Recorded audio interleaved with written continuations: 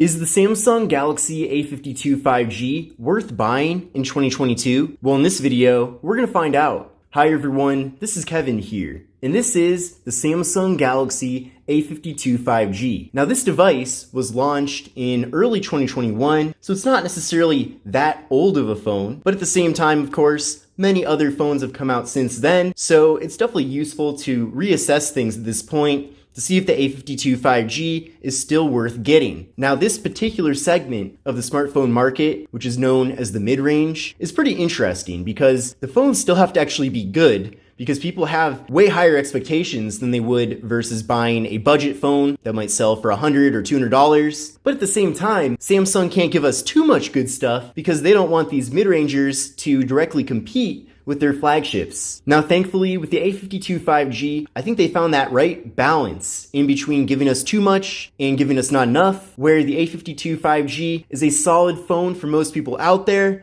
but at the same time, there still is plenty of room and extra features to be had to really take your smartphone experience to the next level. Another thing I want to mention as well is that not only was the A52 5G launched in the US, but it was also launched in many other countries around the world as well. And this particular version of the phone is the international model. I bought the international model originally instead of the US model of the phone because it was released first. And overall, things are pretty much the same. There are a few small differences though. So for example, pretty much everybody that buys the A52 5G in the US is going to be getting this phone with 128 gigabytes of internal storage. But this model has 256 gigabytes. And then another difference is that most people that buy the phone in the US are going to be getting 6 gigabytes of RAM, whereas this one has 8. So I just wanted to point that out. But in general though, the phones have a ton of similarities. Those are really the only differences that I can think of at the moment. This phone has Samsung Pay, for example. It has pretty much all the features that both models would have. But I did want to point that out because I know that a good chunk of my audience is located in the US. Now with the Samsung Galaxy A52 5G,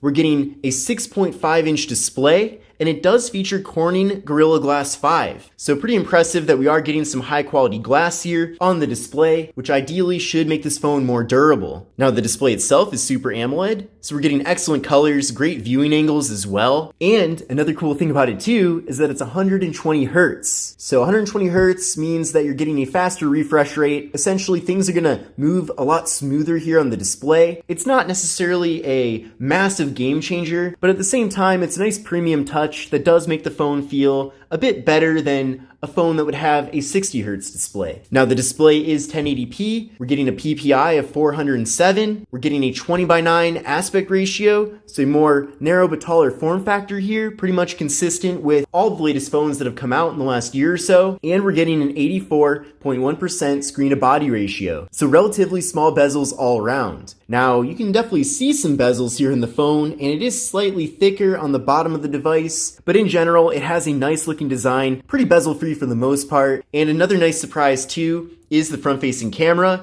As you can see here, the front camera is situated in a hole punch, but the actual hole punch is very small, so it's hardly noticeable here. Definitely a big fan of that implementation, and it really does make this phone feel premium. Now that front-facing camera is 32 megapixels, and in general, I've had a great experience with it. You're able to take some great looking selfies, and I will be showing you more about the cameras later on in this video. Now again, getting back to internal storage, depends on which model of the phone you end up getting. Storage could range from 128 gigabytes up to 256 gigabytes. And the device does support microSD card expansion, so it is pretty cool that you are able to expand the storage beyond what you're getting. That's something that you definitely cannot do with Apple. Now, there is no wireless charging with the A52 5G, which is a bit disappointing. I realize this phone is not supposed to be a flagship device, but I have used phones that are quite a bit cheaper than this one that do have wireless charging, and I would definitely like to see most mid-range phones eventually get wireless charging because it is a useful feature to have. Now, as far as device security goes, we have an in-display fingerprint sensor, which is pretty cool, and does work pretty smoothly as well, so I'm glad we have that here. And we're also getting face unlock with the phone too, so I appreciate that we are getting multiple methods for getting into the phone. Now taking a closer look at the camera module, we do have a quad camera setup. We're getting a 64 megapixel main camera, a 12 megapixel ultra wide angle camera that can take photos at up to 123 degrees. We're getting a 5 megapixel depth sensing camera, and finally a 5 megapixel macro camera for close-up images. And as you can imagine, we're getting portrait mode mode with both the rear and front cameras on this device, which is certainly fantastic. Now here's how things look on the camera app on the phone. This is with the standard camera right here. Then from there, we can switch over to the ultra wide angle camera, which does allow us to fit quite a bit more content into the frame. Again, this ultra wide camera is 123 degrees. So this especially comes in handy if you're on vacation, for example.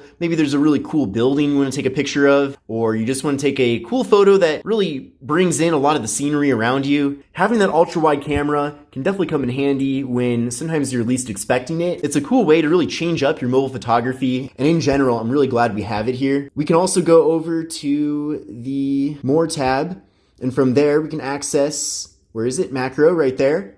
So you can take close-up images while still having things be in really good detail. We can also go over to Portrait to access portrait mode, so you get those nice blurred out backgrounds for both the rear and front camera as well. So there's me right there. Again, a super clear front-facing camera with the phone. I'm a big fan of it, and what's cool as well is that not only do you get the standard selfie mode, but there's also a group selfie mode that kind of crops out a little bit. So in general, I'm a big fan of all the various cameras and different abilities that we do get here with the device. Now then from here, you can go up top and tap on this area, and you can switch between UHD at 30 frames per second, so that's 4K. You can also do, of course, 1080p at 60, 1080p at 30, and if you want to do 720p, you have that ability as well. Those are all, of course, for the rear camera. Flipping around to the front, we do have also 4K at 30 and pretty much all the same exact settings for the front-facing camera. So no 4K 60, unfortunately, but I mean, it's a mid-range phone, so I would rather them not include it and have everything else work fine than them include 4K at 60 and then like it doesn't work or overheats. And again, as a reminder, depending on which model of the phone you get, you might have either 6 or 8 gigabytes of RAM, but the processor is always the same, which is the Qualcomm Snapdragon 750G processor. In general, that's an awesome processor. It'll be giving you great performance. I've had a great experience with it, and I've used other devices as well with that same processor, and every single time, it's been solid. Obviously, there are more premium processors from Qualcomm that will give you better performance, but for tasks that the majority of people would be doing, that processor is totally fine. It'll get the job done with no problems. Now, I did run a benchmark test using Geekbench 5, and I'll show you the scores from that test right here. So I got a single core score of 647 and a multi-core score of 1939. So what I recommend doing is running this test on your current phone and then compare your scores to these scores to get a better idea of whether or not this phone will be a performance upgrade for you. Now, obviously, just looking at these numbers right here means nothing unless you're comparing it to another device. So that is something to keep in mind. Now, with the Samsung Galaxy A52 5G, we're getting a 4,500 milliamp hour internal battery, and with that, we're getting 25 watt fast charging. So 25 watt fast charging is awesome. That's super fast. So having that pretty big battery combined with being able to recharge it very rapidly as well, overall is going to give you a great charging experience. So I'm super happy about that in general, if you couldn't tell already. Now, this model of the phone does have NFC. It might depend on which region you're in, but with NFC, you'll be getting Samsung Pay and the ability to make mobile contactless payments, which is something that's more relevant now than ever before. Another cool thing about this phone too is that it does feature IP67 dust and water resistance, which means you can take it underwater for up to 1 meter for 30 minutes. And another cool thing too about the A52 5G is that we are getting stereo speakers. So when listening to music, playing videos, or doing anything involving the phone's speakers, you're going to be getting audio coming out of both the bottom speaker and the earpiece as well, which is something that not every phone has, even in the mid-range segment. But now that we've gone over a variety of different things about the Samsung Galaxy A52 5G, let's take a closer look at the hardware here. Now, the phone does feature plastic on the back and sides, which is fine. I'm actually a big fan of this finish on the back of the phone. It actually looks really premium, and I like too that it doesn't pick up any fingerprints. In addition to that, we have, of course, the front panel. I already talked quite a bit about that, but we do have pretty small bezels all around, which is great. Really good looking display too, so big thumbs up for that. On the left side of the phone, we have nothing. On the right side of the phone, we have the power button, volume down, volume up. Then up top here, we have the noise canceling microphone, and we have the slot for the micro SD card and SIM card. And then on the bottom of the phone, we have the 3.5mm headphone jack, microphone, USB-C port for charging and data transfer, and we have the speaker. And then, taking a look at the back side of the phone, we have the camera module, of course, the flash, the Samsung logo, and that's pretty much it. So thanks to having that fingerprint sensor being built into the display, we have a pretty minimalist design overall here on the back of the phone, which I'm totally fine with. I think it's a nice looking device, and in general, Samsung did a great job with it. Definitely a really solid, great piece of hardware here. Whoops, a little slow there on the fingerprint sensor. Let me try that one more time. There we go. The fingerprint sensor here is not as fast as a Samsung flagship would be, but it does at least work good enough. But let's take a quick look and see what all comes included here in the box. You can see right here, Galaxy A52 5G. Again, on the side, same thing. We have this little packet first thing here.